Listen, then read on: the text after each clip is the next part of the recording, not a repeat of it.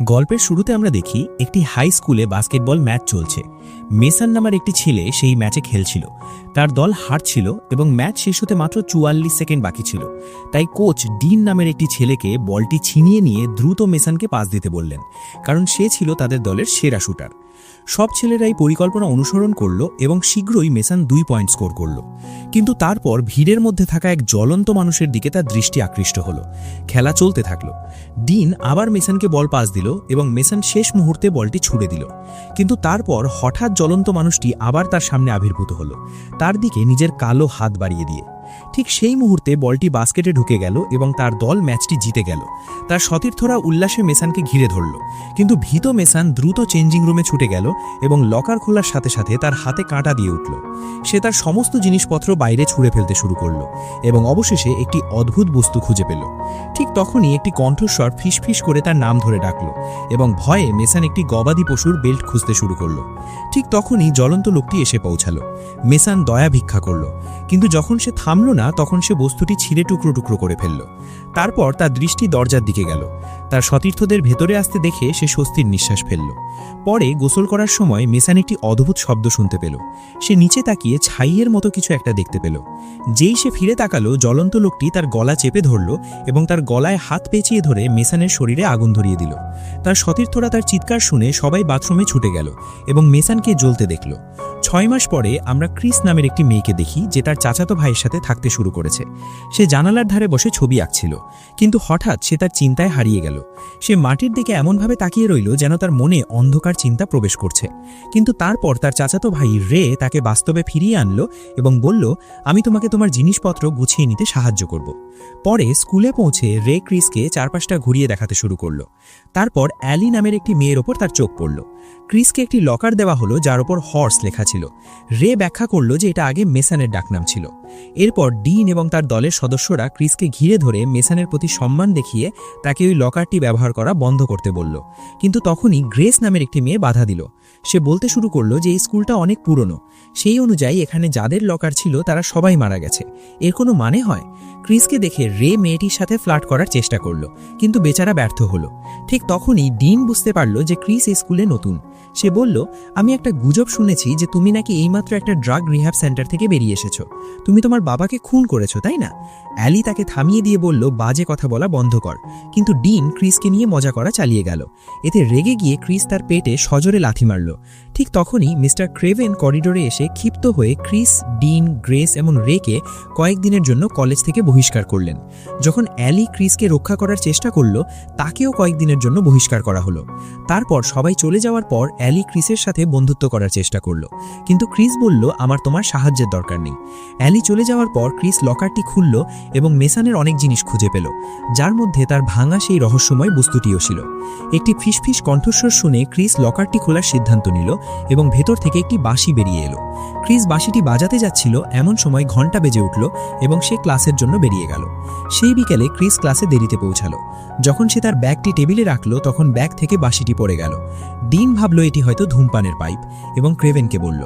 এদিকে কেভিন বাঁশিটি ভালোভাবে দেখে বলল যে এটি দেখতে কোনো বাদ্যযন্ত্রের মতো। সে নিচে লেখা অক্ষরগুলো দেখে এটি কি তা বোঝার চেষ্টা করল।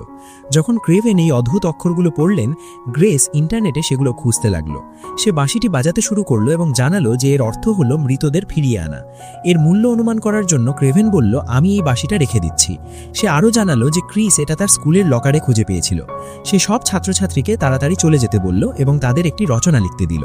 ছাত্রছাত্রীরা চলে যাওয়ার পর ক্রেভেন অনলাইনে বাঁশিটি সম্পর্কে খোঁজ নিয়ে জানতে পারল যেটির দাম অনেক বেশি, তাই সেটি বিক্রি করার পরিকল্পনা করল। কিন্তু তখনই সে একটি কণ্ঠস্বর শুনতে পেল যা তাকে বাঁশিটি বাজাতে বাধ্য করছিল। ক্রেভেন তাই করল এবং জানালাটা ফেটে গেল। সে ভয়ে কাঁপতে লাগলো এবং বাঁশিটি আবার আগের জায়গায় রেখে দিল। কিন্তু শ্রেণীকক্ষ ছাড়ার আগে ক্রেভেন অনলাইনে বাঁশিটি বিক্রি করার চুক্তিটি চূড়ান্ত করে ফেলল। বাইরে গ্রেস সবাইকে পরে দেখা করতে বলল। তারপর যখন বাকি সবাই চলে গেল, রে ক্রিসকে বলল যে তার বাবার সাথে যা ঘটেছে তা তার দোষ নয়, কিন্তু ক্রিস এ বিষয়ে একেবারেই কথা বলতে চাইল না। সেই মুহূর্তে রের মনে পড়ল যে সে কিছু একটা ভুলে গেছে এবং দ্রুত শ্রেণীকক্ষে ফিরে গেল। সেখানে সে ক্রেভেনের ল্যাপটপ খোলা দেখতে পেল, যেখানে সে একটি ওয়েবসাইটে বাঁশির দাম খুঁজছিল এবং তখনই তার মাথায় একটি বুদ্ধি এলো। এদিকে ক্রিসের সাথে দেখা করতে আসে নোভা, যে একজন ধর্মপ্রচারক ছিল। নোভা ক্রিসকে গির্জায় আমন্ত্রণ জানায় এবং তার কাছে মাদক বিক্রি করার চেষ্টা করে। ক্রিস রাজি না হওয়ায় সে এমনকি মিক্সচারের নমুনাও দেওয়ার প্রস্তাব দেয়। কিন্তু রে ফিরে এসে নোভাকে তার বোনের কাছ থেকে দূরে থাকতে বলে, কিন্তু নোভা সহজেই তাকে লড়াইয়ে হারিয়ে দেয়, একটি গাড়ির ওপর ছুঁড়ে ফেলে এবং তারপর নিজেকে ঈশ্বর প্রেরিত দাবি করে একটি ছুরি বের করে। এরপর সে ক্রিসকে বলে, তোমার যদি কিছু দরকার হয় আমি যে কোনো সময় চলে আসব। এই বলে সে চলে যায়। নোভা যাওয়ার সময় রে ক্রিসকে বলে যে এই লোকটি তার গির্জায় আসা ছেলেদের কাছে মাদক বিক্রি করে এবং 1 বছর আগে অতিরিক্ত মাত্রায় মাদক গ্রহণের ফলে একটি শিশু মারা গিয়েছিল। সেই সন্ধ্যায় ক্রেভেন বুঝতে পারে যে বাক্স থেকে বাঁশিটি নেই। সে সব জায়গায় এটি খোঁজে, কিন্তু খুঁজে পায় না। তারপর সে একটি শব্দ শুনতে পায় এবং ভাবে এটি হয়তো পরিষ্কার কর্মী। কিন্তু যখন সে বাইরে যায় সে অন্ধকারে একটি অদ্ভুত আকৃতি দেখতে পায়। হঠাৎ ক্রেভেন তার কাঁধে একটি হাত অনুভব করে এবং ভয় পেয়ে যায়, কিন্তু এটা সত্যিই পরিষ্কার কর্মী ছিল। ততক্ষণে রহস্যময় আকৃতিটি অদৃশ্য হয়ে গিয়েছিল, তাই ক্রেভেন ভাবল এটা শুধু তার কাল্পনিক। তারপর সে ক্লাসরুমে ফিরে এসে দেখে সে তার নিজের নিঃশ্বাস দেখতে পাচ্ছে। এরপর যেই সে ঘুরল সে দেখল এক ভয়ঙ্কর দানব যার মুখ থেকে অদ্ভুত রক্ত বেরোচ্ছে। এই ভয়ঙ্কর দানবটি ক্রেভেনকে 2 হাত দিয়ে আঁকড়ে ধরল এবং তার ফুসফুস চেপে ধরে তাকে মেরে ফেলল। ঠিক তখনই পরিষ্কার কর্মীটি দরজার পাশ দিয়ে গেল, কিন্তু সে কিছুই দেখতে পেল না। ক্রেভেনের মুখ থেকে রক্ত ঝরতে শুরু করল। এক মুহূর্তে ক্রেভেনও একটি দানবে রূপান্তরিত হয়ে মাটিতে পড়ে গেল। ক্রিসের বাড়িতে জানা যায় যে রে বাঁশিটি চুরি করেছে। ক্রিস তাদের মজায় যোগ দেওয়া রাজি হলো না। ক্রিস বলল, আমি শুধু বিশ্রাম নেব, তোমরা মজা করতে পারো। কিন্তু সে অ্যালির দিকে তাকিয়ে থাকা থামাতে পারছিল না, যে তার পায়ে ডায়াবেটিসের ইঞ্জেকশন নিচ্ছিল। ক্রিসের ভাই টিমি তাদের পার্টিতে উকিঝুঁকি মারতে চাইছিল, কিন্তু তারা তাকে তার ঘরে পাঠিয়ে দিল। যখন ক্রিস সবাইকে বলল যে তাকে চলে যেতে হবে, অ্যালি তাকে থেকে যাওয়ার জন্য বোঝানোর চেষ্টা করল। ঠিক সেই মুহূর্তে ডিন গ্রেসকে বাঁশি বাজাতে বলল, আর যেই মাত্র সে বাঁশি বাজালো কয়েক সেকেন্ডের জন্য একটা যন্ত্রণাদায়ক শব্দ প্রতিধ্বনিত হওয়ায় সবাই কান চেপে ধরল। শব্দটা শেষ হলে ডিন সবাইকে চুপ থাকতে বলল, কারণ সে অন্য কিছু শুনতে পাচ্ছিল। কিন্তু বাকি সবাই যখন মনোযোগ দিয়ে শুনছিল তখন ডিন মুখ খুলল। তারপর ক্রিস চলে গেল এবং অ্যালি তাকে ফসল উৎসবে আমন্ত্রণ জানাতে তার পিছু পিছু দৌড়ালো। সে ক্রিসকে বলল, তুই এলে আমার খুব ভালো লাগবে। ক্রিস হ্যাঁ বললে অ্যালি চলে গেল। এরপর ক্রিস রেকে জিজ্ঞেস করল অ্যালি ছেলে না মেয়ে পছন্দ করে, কিন্তু রের কাছে কোনো উত্তর ছিল না। বাড়ি ফিরে ক্রিস অ্যালিকে মেসেজ করতে চাইল, কিন্তু কি করবে বুঝে উঠতে পারছিল না। তার কোনো ভাবনাই আশাজনক মনে হচ্ছিল না। হঠাৎ সে দেখল তার জানালার বাইরের গাছে কেউ একজন দাঁড়িয়ে আছে, আর সে ভয় পেয়ে গেল। কিন্তু তারপর রি হঠাৎ ঘরে ঢুকে তাকে চমকে দিল। সে যখন গাছের দিকে ফিরে তাকালো সেখানে কেউ ছিল না। ঠিক সেই মুহূর্তে তার ফোন বেজে উঠল। ঘন্টা বেজে উঠল। অ্যালির কাছ থেকে একটি বার্তা এসেছিল এবং ক্রিস কিছুটা শঙ্কিত হয়ে গেল, কারণ সে মজা করতে গিয়ে ভুল করে অ্যালিকে একটি প্রেমপূর্ণ বার্তা পাঠিয়ে দিয়েছিল। কিন্তু অ্যালির বার্তাটি পছন্দ হয়েছিল। রে ফোনটি নিয়ে তার বোনকে সাহায্য করার জন্য অ্যালিকে মিষ্টি বার্তা পাঠাতে শুরু করলো। এদিকে ডিন চলে যাওয়ার পর গ্রেস মেসেজ পাঠাতে শুরু করলো, কিন্তু সে বারবার কণ্ঠস্বর শুনতে পাচ্ছিল, যেন কেউ তার নাম ফিসফিস করছে।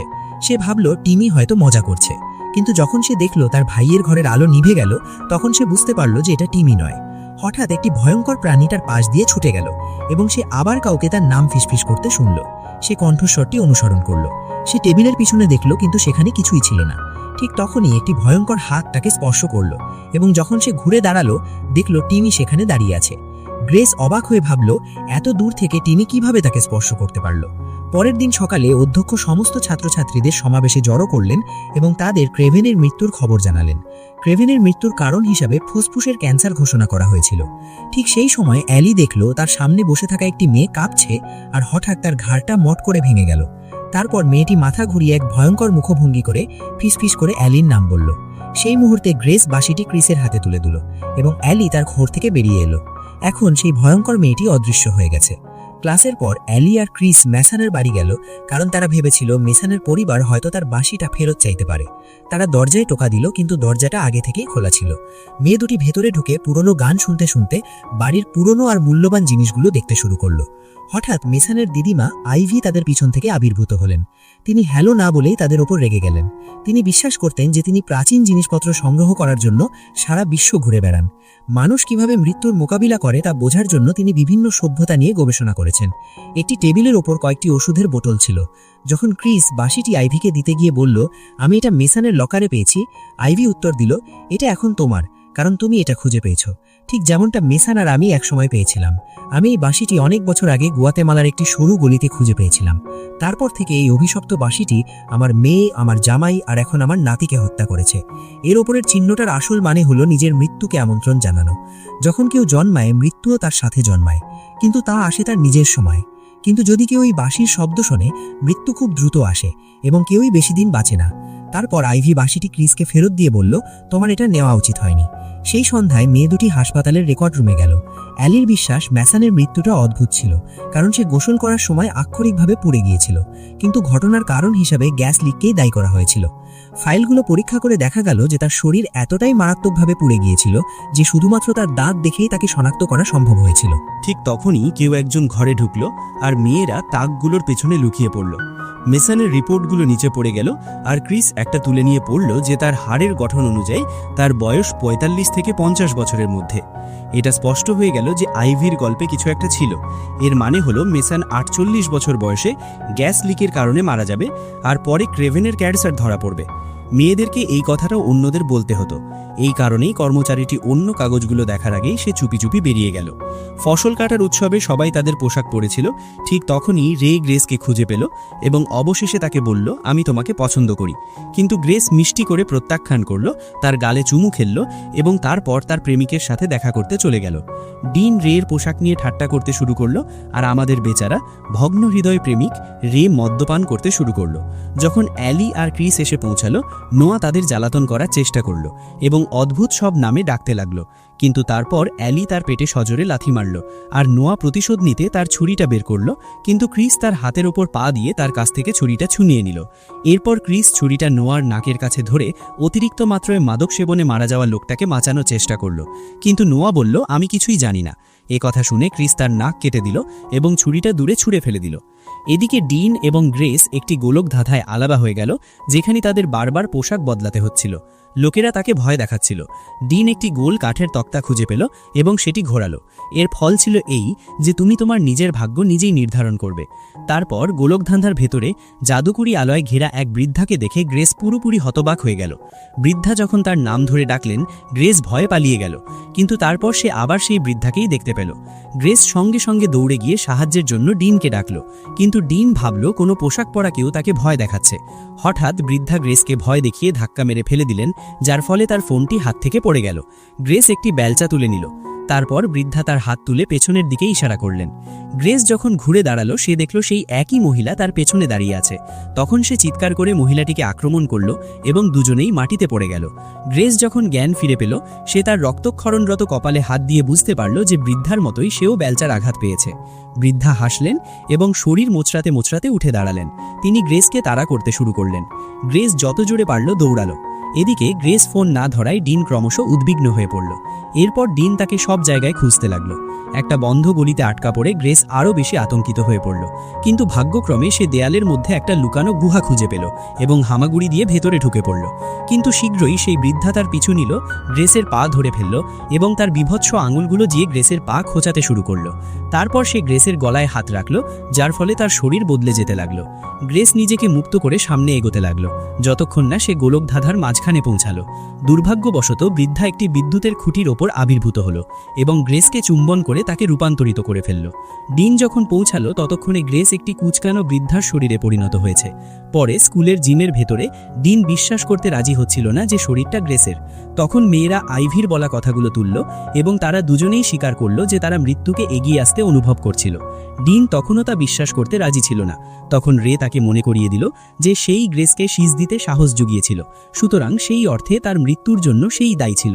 রাগে ডিন তাকে ধাক্কা দিল এবং গ্রেসকে ভালোবাসার বিষয়টি নিয়ে উপহাস করল। এর ফলে ডিন ভগ্ন হৃদয় পালিয়ে গেল। কিছুক্ষণ পর মাতাল ডিন জানালা দিয়ে চুপি চুপি তার ঘরে ঢুকল। আয়নায় তাকিয়ে সে দেখল সারা শরীরে ভয়ানক আঘাতের চিহ্ন নিয়ে এক লোক দাঁড়িয়ে। আতঙ্কে সে পিছিয়ে গেল আর ভুলবশত ঘরের বাতিটা ভেঙে ফেলল। সে প্রধান বাতিটা জ্বালাতে দৌড়ে গেল, কিন্তু ততক্ষণে লোকটি অদৃশ্য হয়ে গেছে। ঠিক তখনই ডিনের বাবা মা দরজায় টোকা দিয়ে জানতে চাইলেন কিসের শব্দ। ডিন উত্তর দিল, আমি শুধু স্বপ্ন দেখছিলাম। তার বাবা রেগে গিয়ে মদ খেয়ে গাড়ি চালানোর জন্য তাকে বকা বকলেন। তিনি বললেন, একদিন তোমার এই কাজের জন্য তুমি মারা যাবে। এদিকে ক্রিসের বাড়িতে সে অ্যালিকে বলল যে 1 বছর আগে সে অতিরিক্ত মাত্রায় ওষুধ খেয়ে ফেলেছিল। সে বলল, আমার বাবা তার গাড়িতে করে আমাকে দ্রুত হাসপাতালে নিয়ে যাচ্ছিলেন, কিন্তু পথে একটি ট্রাকের সাথে তার দুর্ঘটনা ঘটে এবং তিনি সঙ্গে সঙ্গে মারা যান। মাঝে মাঝে আমার মনে হয় বাবার বদলে আমি মরে গেলেই ভালো হতো।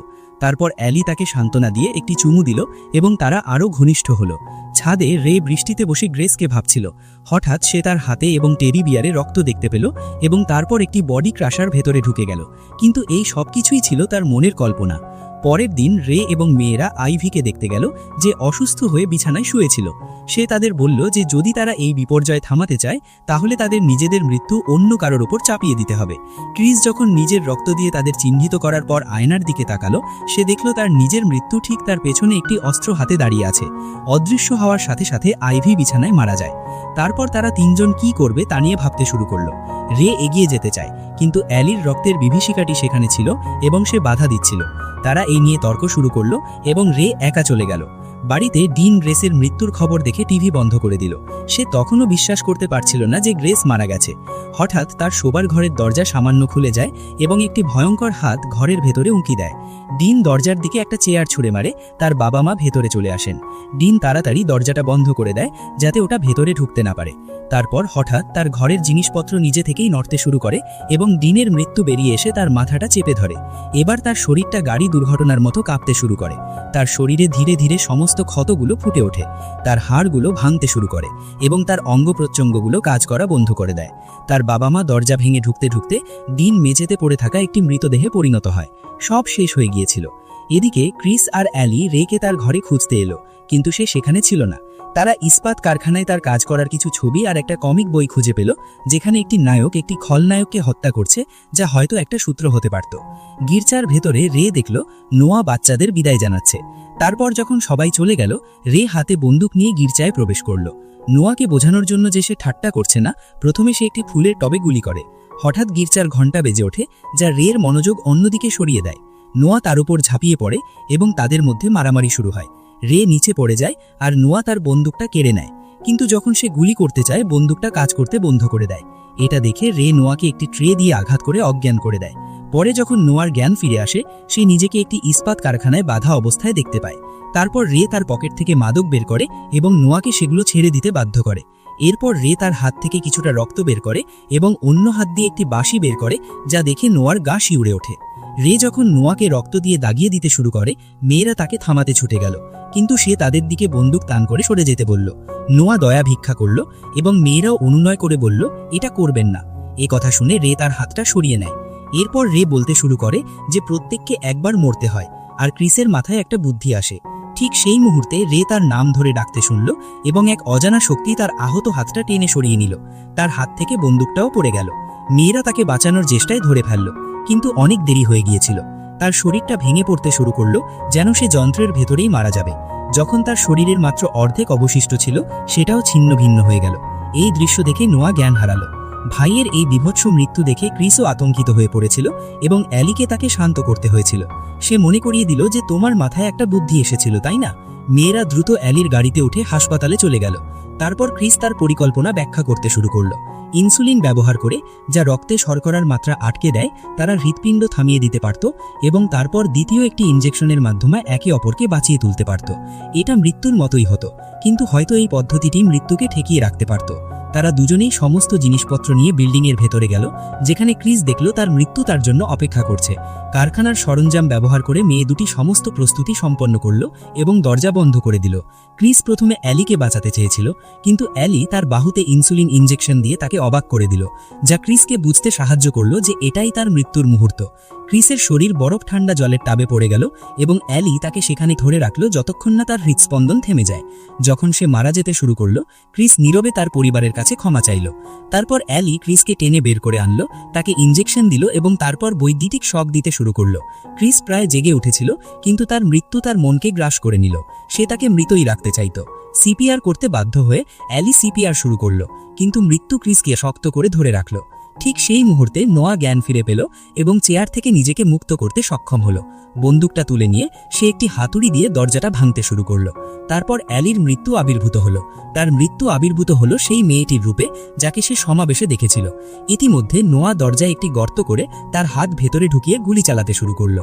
সে বৈদ্যুতিক শক দেওয়ার যন্ত্রটা ভেঙে ফেলে এবং এই প্রক্রিয়ায় অ্যালিও আহত হয়, কিন্তু তাতেও অ্যালি ক্রিসের নাম ধরে বারবার ডাকা বন্ধ করতে পারল না। এতে ক্রিস অবশেষে মৃত্যুকে দূরে ঠেলে দিতে যথেষ্ট শক্তি পেল। ক্রিস জেগে উঠে দেখল অ্যালি মাটিতে গড়াগড়ি করছে, যেন তার মৃত্যু তার দিকে তাকিয়ে আছে।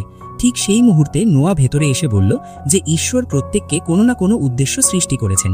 সে অ্যালির রক্ত স্পর্শ করল, যার ফলে তার মৃত্যু অদৃশ্য হয়ে গেল এবং নোয়ার নিজের মৃত্যু আবির্ভূত হলো। সে গুলি চালালো, কিন্তু প্রত্যেকটি গুলি তার নিজের শরীরেও আঘাত হানতে শুরু করল। সে ধসে পড়ল এবং তার মৃত্যু শীঘ্রই তার ওপর প্রভাব ফেলল। ক্রিস অ্যালিকে জড়িয়ে ধরল, তারপর ভাঙা বাঁশিটা দেখতে পেল, সম্ভবত গুলির আঘাতে ভেঙেছে। 3 মাস পর ক্রিসের মাঝে মাঝে মনে হতো যেন সে নিজের মৃত্যুকেই দেখছে, কিন্তু সে অ্যালির সাথে সুখে বাঁচতে শিখে গিয়েছিল। এদিকে অন্য একটি মেয়ে কোনোভাবে তার লকারে বাঁশিটা খুঁজে পায় এবং অ্যাসেম্বলির সময় সেটি বের করে বাজায়। এভাবেই এই ভয়ঙ্কর গল্পটা শেষ হয়।